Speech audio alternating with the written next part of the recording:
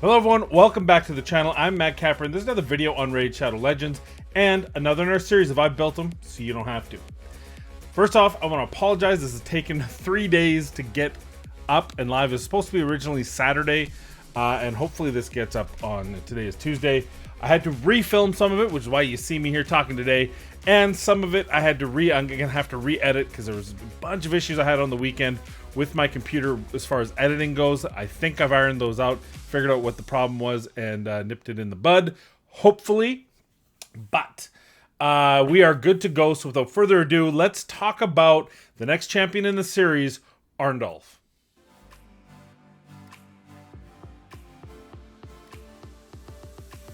Daunting Violence. Attacks all enemies. Has a 75, bookable to 100% chance of placing a 25% weaken debuff for 2 turns. Also has a 25, bookable to 50% chance of placing a fear debuff for 1 turn. Iron Great Club. Attacks 1 enemy. Has a 20%, bookable to 30% chance of placing a provoke debuff for 1 turn.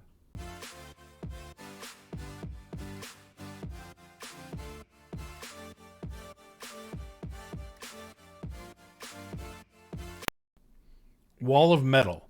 Places a 30% reflect damage buff on all allies for 2 turns. Also places a counter attack buff on this champion for 2 turns.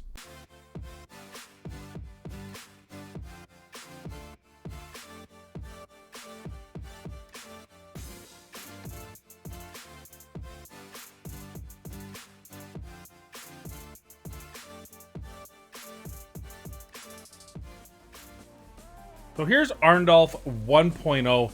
This is the not how I think he should be built way, but I wanted to put this out here because I wanted to see what kind of damage you can do. We're going to take him with some damage testing, then we'll come back and I'll show you his other build. But for this version of him, he's a defense-based champion, 35k HP, 5392 defense, 185 speed with that 106 crit rate. I apologize, 296 crit damage. I actually had him at 101, and then I realized I forgot to change his masteries over, which I'm going to have to do again because that footage is all corrupt. Lovely, like I said, had some issues over the weekend, on Saturday especially. But so this was kind of how I built him out for this damage testing. And then you see his masteries. I just put him as a damage dealer, right?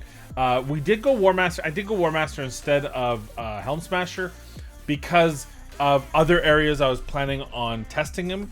But then I realized that he's better off under the defense support anyway if I'm going to build him that way. So I'm not going to change it out, spend 150 gems just to show you that he might hit for 25% less defense mitigation. Like, you can figure that out on your own. So that's his masteries, that's his artifacts. We didn't do Savage, but we did do a pretty strong, I think, build for a defensive-based champion. So let's go in. We're going to go into a dungeon. We're going to go into, he's Magic Affinity, so some good old neutral level 20. Actually, no, do you want to do level 20? I think we should do 25s. In which case, we'll take him over to Ice Golem, where the 25 is a little bit more advantageous.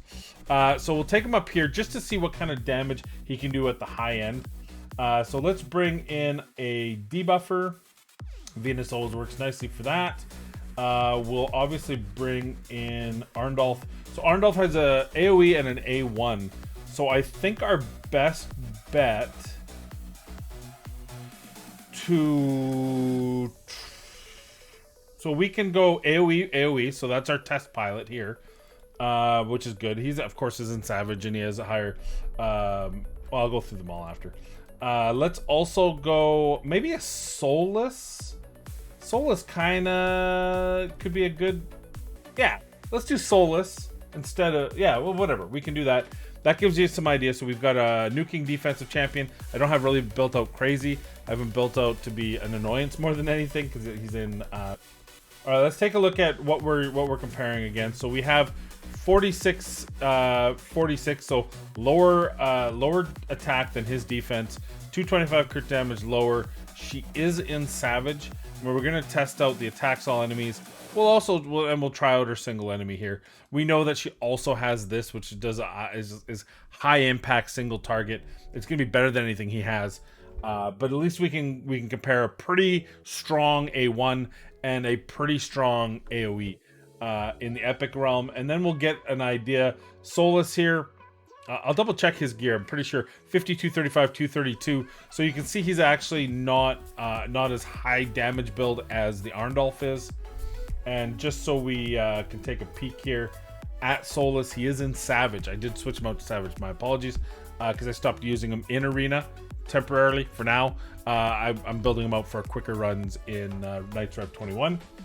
And then finally, we'll go to the Ethos, who of course is in Savage, and he's sitting at just shy of 7k attack, 255 crit damage. So that's a pretty strong, a pretty top end damage level for this sort of thing. So first thing we're gonna do is we're going to test the AoEs, and we get a full buff complement. So his A3, there it is. Her A3, there it is. And his AoE, which is his A2, there it is. Now let's, oh, and Solus's AoE, there it is. Okay, keep in mind, a little bit because he did kill one of them. So you look at this, 395 for Ethos, 390 for Solus. Just so you have an idea of how hard Solus hits.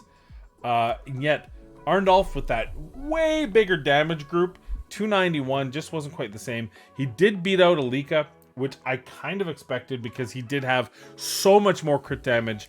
I think that her A3 would hit slightly better than his if they were a little bit more equally matched. You know, she's missing like 700 attack and 50 crit damage over his defense crit damage build. But it is interesting to note that there's quite a big difference in the Savage. I almost want to put him in Savage. I almost want to just steal Solus's gear, put it on him, and give it a try. Let's do that. But he loses 7 crit damage for 500 defense. So let's do that. I know he's really slow, but this is just for damage testing purposes. So this is really just to give us an idea. So let's take Solus out there. Let's bring in, I don't know, Trenda? Why not? We're bringing every other crazy. I love it when a plan has no form or function in my world. Okay, so let's try this again. We missed one, so but everyone's gonna have it missing, right?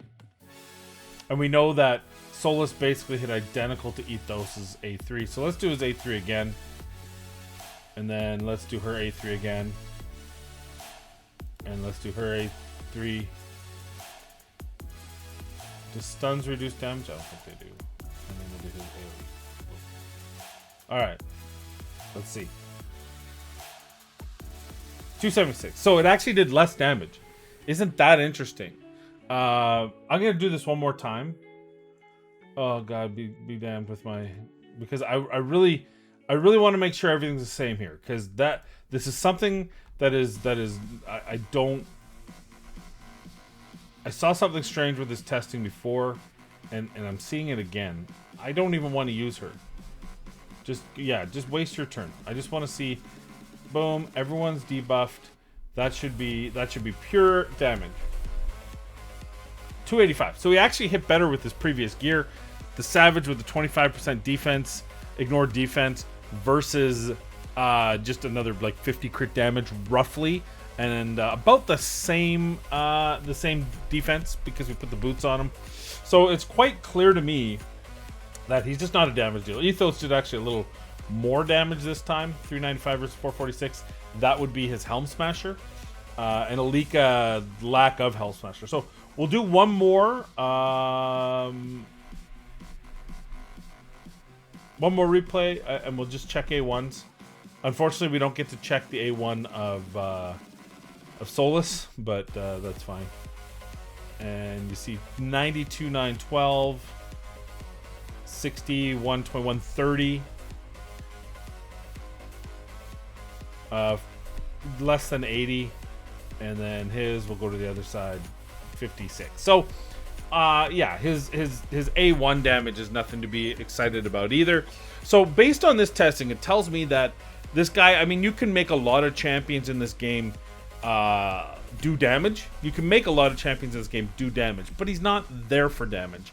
You see it just based on the damage numbers here. Like, I mean, Alika We didn't even use probably arguably her best skill, which ignores 50% defense, has a hard-hitting single target that usually melts people for about 140 single target.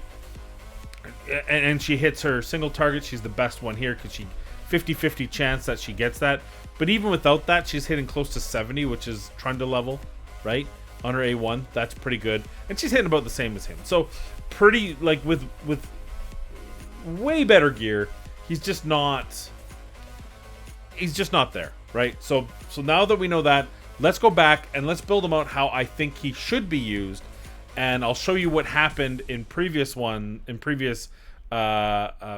day when we tried it, and well, you'll see what the results end up being. All right, so we're trying a little something here. We're gonna give it a go, see what happens here. This is Arndulf, obviously. I've reworked him from what we just showed him in sort of low HP, or relatively speaking, decent speed, decent defense with good resistant accuracy. In my theory, so I don't have the exact footage for whatever reason. The corrupt file was the one where I showed off what his gear looked like for the testing in the Hydra boss and in the Dragon Dungeon. Sorry, but I will show you kind of what it was. You'll see what his stats were going into Hydra, so you'll see that the numbers there. I just didn't show you the masteries. So here's what the masteries would have looked like. And I'm going to bite the 150 in order to show you. So what I wanted was, I wanted him to have resistance. And obviously we want, I like this, right? Really just to get to this here. So we went rejuve, but really we wanted that remove if they lose it. I want this, which is the damage reduction. And then we do want him to counterattack. Because in the Hydra, this could happen, and because of his abilities, and I also went down here, like this. This is how I went it, and then we went here, which gives me that extra chance to provoke, and then I you know, probably the best chance would have maybe been offense, but because I wasn't going to get that War Master anyway, which the way we were building them out, the only thing that would have really helped is War Master, but we want that provoke, so instead I went like such. And this is just the extended duration on his A2 weakened because it's already 100%. So that's how we had him built out. Just wanted to show you that little bit to make sure you have an understanding of where I was going with. And then, of course, you'll already see in the previous cut what his stats were. So hopefully that's helpful to you. So here's my theory. And unfortunately, I already know that the theory is incorrect. I brought this into the easiest Hydra boss to show you it's broken. So my theory was this. I get to Arndulf and he can taunt. And so long as he can taunt, he'll always attack him with the lowest HP. The reason why I think that is because his A1 literally says attacks enemy with the lowest HP. So if taunt doesn't allow him to use these two, by the way, it doesn't mention anything about taunt in here. The tooltip doesn't even say that he can be taunted. It's just something you have to know from the patch notes. Which if you're a newer player, you'd never know. So thanks, Plarium. This does not work as intended. I'll show you what I mean here. So we'll play this out like we would, and like I'm thinking. The other thing is you need a second taunter, and I'll talk about that a bit in the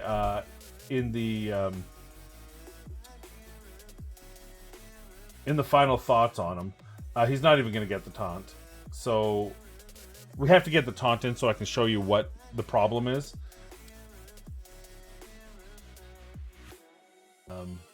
Let's try to taunt him this time. Nope. Yeah. So, but I was using her for something different, which is why she's in Relentless here. Should be doing the final thoughts while I'm just trying to get a taunt off here. We'll talk about that in final thoughts.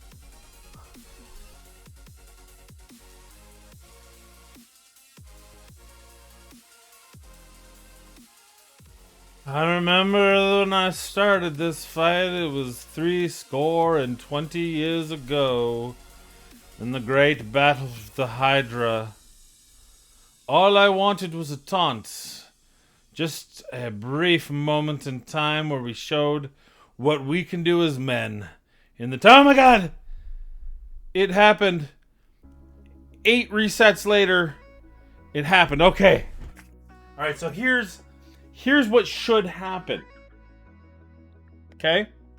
We've taunted the head of decay. So he can't use his A2 and his A3. So now he has to use his A1, which is attacks the enemy with the lowest HP, plays 100% heal reduction buff. TLDR, the person with the lowest HP is right here. We've got 40,000, 40,000, 70,000, 60,000, and 120,000. Okay? You can see by the little bars. If you want to count them out, go ahead.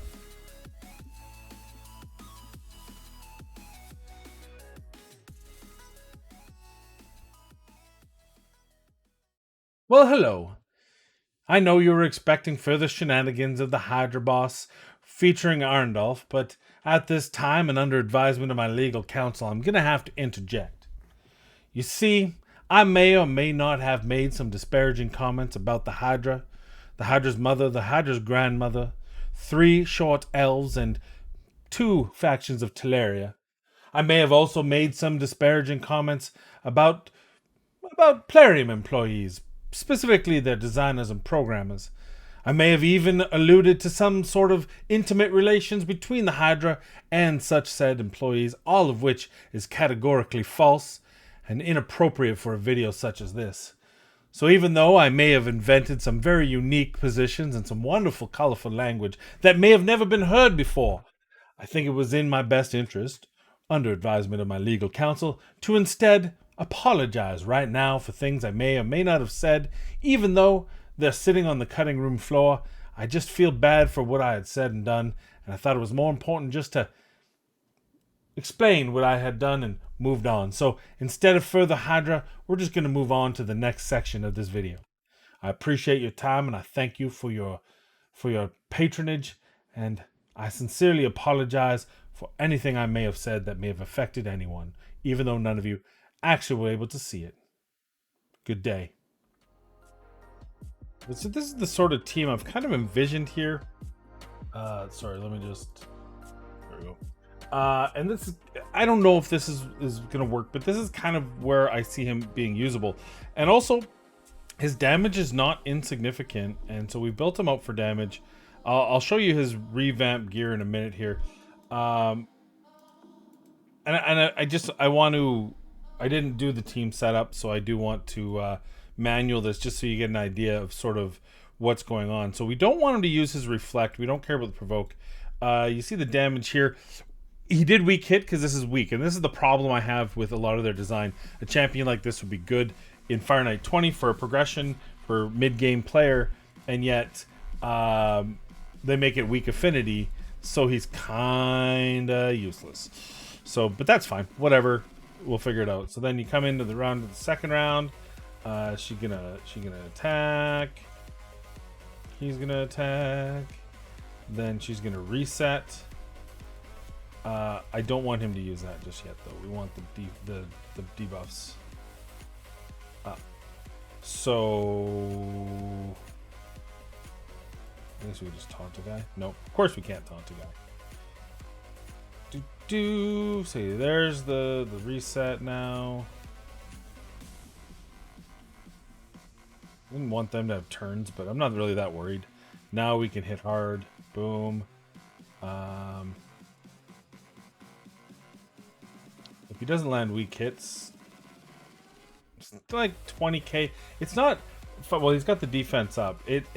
We've put him in a ton of damage, and when I was doing some of his damage testing, I thought, boy, he's hitting harder than I suspected, but it's still not hard enough to be a defense-based nuker, which is a big problem in my opinion. Now we get to play this game where we sit here and dick around with this guy. Oh, come on, die. Die! Weak hit, of course. With some damage. There we go. Okay. So now we're on the boss, and this is where I feel like he would be useful. So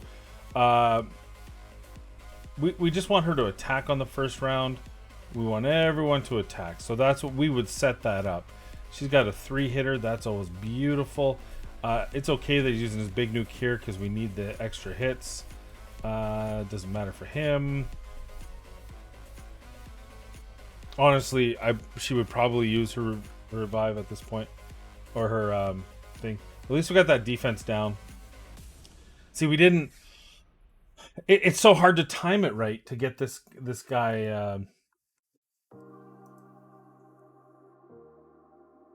get his reflect up.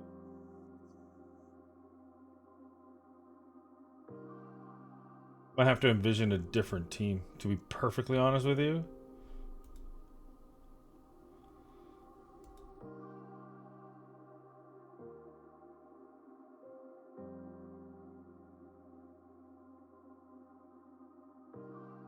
This is where we want the reflect up, because he's going to go, but then that takes his shield down to 4 because of the reflect. So that's kind of what we're looking for here. That's our goal. But it is so hard to tune a team to do that perfectly. You saw what happened. It was just a little bit off on speeds.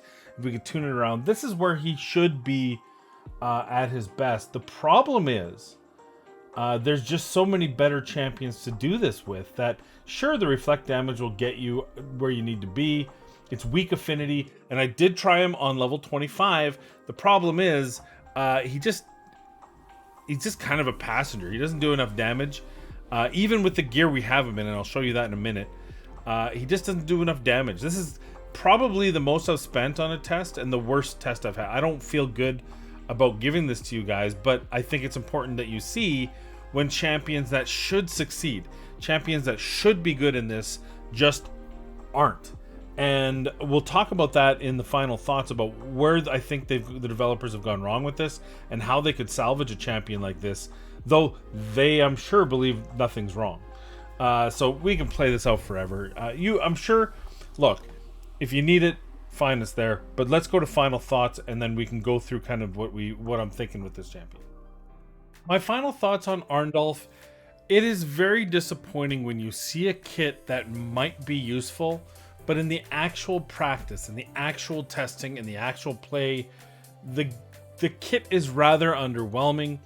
I didn't even show all the footage I had. Like I mentioned at the beginning, we had some issues. I don't know why I always say we. Like there's someone else, some little gnome. Like I have what's that? Doppy? What's the little thing from Harry Potter? I don't. Anyway, I tested him a lot more than you saw. This guy has the misfortune of being the most expensive champion I've ever built, because I have switched his gear back and forth a lot of times. I built a lot of gear for him.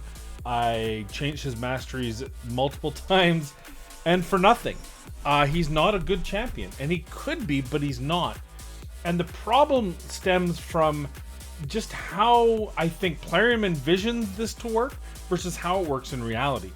In the Fire Knight, yes, you can get it to the boss and you can set it up, and maybe you'll get the turn order correct on the speeds if you want to do mathematical, scientific calculations, so that this always goes up on a 3-turn cooldown, always goes up right before the boss hits you. But it's not even the most effective way of doing that. It's not the most effective champion for that. And the rest of his kit is kind of garbage. He comes with a weaken. The AoE is not very strong against the boss, obviously. His A1 is useless against the boss. So it's all about this reflect damage. So you're going to bring Arndulf in there just for reflect damage. There's champions that have better kits, better ways of using it. So Fire Knight is out. I tested him in Doom Tower. I didn't include the footage just because of the amount of time this video was taking. But the reality was, yeah, he could control 1 or 2 people. And in very, very rare, very specific instances, perhaps you could argue using him. But again, my counterpoint would be that there's better champions than him to use. The reality is he has to taunt for this to be good. Right? The counterattack is what this is really all about. The reflect is a bonus. It's a small bonus. I've never liked the skill. You've heard me rant about it ad nauseum. But the counterattack is what makes it possibly usable on the provoke. And what happens is I have to taunt. Say I'm up against Sify. I have to taunt her. But then she's going fast enough that I have to either make him so fast to get back to this so that he might be able to get back and multiple taunter. And I tried her in a taunt set, or tried him in a taunt set, by the way, and everything. It just wasn't really that impactful. I just found, again, there's other taunt champions that are just better. Now, you may not have those other taunt champions, in which case, yeah, Arndulf is a taunt champion, but that 30% is very low. And this here just doesn't seem to make sense. Why do I want fear if I have counterattack and reflect up? I want to be hit, right? In theory, if you're making something that allows you to counterattack and allows your allies to throw damage back, which is useless, like I've said 100 times, but in designer theory, you want them to attack. So what's fear doing for me? The weaken is nice. Not going to argue that. The weaken is nice, especially seeing your organ and put him in some sort of accuracy to make sure provoke lands. And then the end part, the piece de resistance, is that the provoke is too underwhelming. It's only a 20% bookable to 30% chance. It's not a multi-hit. He's not a speed freak, so he's not getting a ton of hits. And I think what's least appealing about him is being in Bannerlords. I can't even kind of finagle him about to work for Faction Wars. I mean, I can, but why would I? Bannerlords is one of the most complete factions in the group. They don't have any standouts as compared to others. But as far as just overall, lots of epics that are usable, I did this in my Faction War tier list. The Bannerlords actually have a lot of versatility already on a boss that is, I would say, lower middle of the pack as far as difficulty in Faction Wars. So Arndulf really doesn't have a home anywhere. And I'll tell you what I would change for this champion to be worthwhile. Is I would change this to a extra turn. So places the reflect damage, places the counterattack, gets an extra turn. The counterattack would have to be 3 turns. I don't care about the reflect damage. He would lose 1 turn of reflect damage because the extra turn. Don't care. Because at least it's on the rest of the champions, and he's 1 turn on himself. And he has the counterattack, which is kind of serving the purpose of reflect damage in something like Fire Knight. So if he gets an extra turn, then things change. Because this champion then gets an opportunity to taunt. So here's the theory. He comes in. He puts up counterattack with the extra turn. He uses provoke. Hopefully he gets it. If he doesn't, he still has another chance because he's already got his counterattack up. And then someone will, as people attack him, he'll try to use his A1 and provoke as many as people as possible. This to me makes more sense. This to me makes him more usable in many areas of the game instead of how he is being used, which again, you have to choose to use this over this and certainly over this, and it just you lose out. So again, like I said, now if you're worried about cooldowns, because that would make this an effective 2 turn with an extra turn, fine, get rid of one of the cooldowns or make it 6 turns to 4. I don't care. That's not the cooldowns isn't the issue, and his A2 frankly isn't the issue either. It's a decent ability, whether you try to build him for some damage like we did, or you try to build him for survivability also like we did the second go around. Again, you're still landing a weaken. The fear's kind of meh to me, but hey, any type of CC is not bad CC. So I'm not going to look a gift horse in the mouth for a 50% chance to fear. It's all about these two. And so the other thing to me is 20% bookable to 30% from an epic just seems a little bit stupidly underwhelming. I'm pretty sure that there are rares that have better numbers than that. And in fact, just so I can fact check myself, Gnarlhorn has a 30% increase with a provoke. Now it's all enemies. So this is your rare that all enemy provoke 1 turn and puts an increased defense, baby 1, but increased defense on himself for 2 turns. That's what you give a rare, and the epic has a single target. Sure, A1, oh dear, might be actually good and usable, but it's only 20% bookable to 30. This needs to be 40 bookable to 50. A 50-50 chance every time he hits makes him usable with that extra turn, makes him really usable, makes him makes him less than a Vault Guardian. Because right now, I can't in good conscience, unless you just have no other provoke champions. Now, keep in mind, Gnarlhorn is included in that list, and he's a rare champion. So you probably have a better provoke champion already. So what's the point in using Arndulf? He just doesn't bring enough to the table in any area. And the worst part, the part that absolutely triggered me the most, was that the one area I look at this kit and I go, oh my god, 5-head ability, he can decay, he can counter the decay, because you can build him with the least amount of HP, build him with tons of defense, and you provoke him, and then you play the cat and mouse. You attack, oh, counterattack. Well, I provoked him again. Maybe, but not with this kit still, because even if he did properly, even if the head decay did properly target, then this wouldn't happen because I have to be able to provoke him and get that counterattack up. But even if you did the changes I asked for, and I think would make this good champion good, you still have the issue of him not properly targeting under provoke. So, and there's no tooltip to say, oh, when under provoke, all bets are off. He can attack whoever he wants. He can just attack willy-nilly. Just forget what it says about the lowest HP, because that actually doesn't count. Now, some of you may be saying, well, yeah, but it doesn't say that he's attacking with his A1. It just says he can't use the 2 abilities. So maybe he's got some he's using an A2, but without, well, 2 things. It doesn't put it on cooldown, so no. And B, he puts up that block heal. So he is using his A1, so he should be following the rules of his own A1, and he's not, which in my opinion is broken and a bug and needs to be fixed. Anyway, Arndulf, don't use him. Clarium, fix him as I said or suggested. I think he'd be usable. That's all I have for you today. I hope you appreciated the time and effort to put in this champion, especially in a losing cause. But thank you for watching the video. Please be kind, be safe, and we'll see you in the next one.